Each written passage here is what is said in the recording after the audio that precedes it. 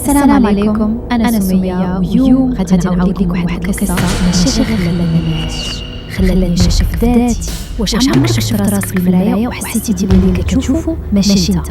أنا شفت، ولكن اللي كان كيشوف فيا ما كانش باغي يرجع البصر.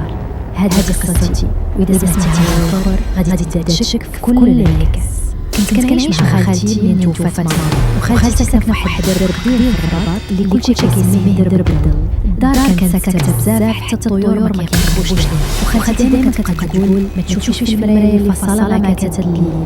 أنا بصراحة ما كنتش كنفهم هاد الهضرة، ولكن واحد الليل ما قدرتش نعس. خرجت نشرب الماء وكان الساعة 3:03 بالضبط. دوزت حدا المرايا وبلا قصد شفت فيها، ولكن ما شفتش راسي، شفت بنت أخرى لابسة بيجامة ديالي واقفة في بلاصتي وكتبكي الدم.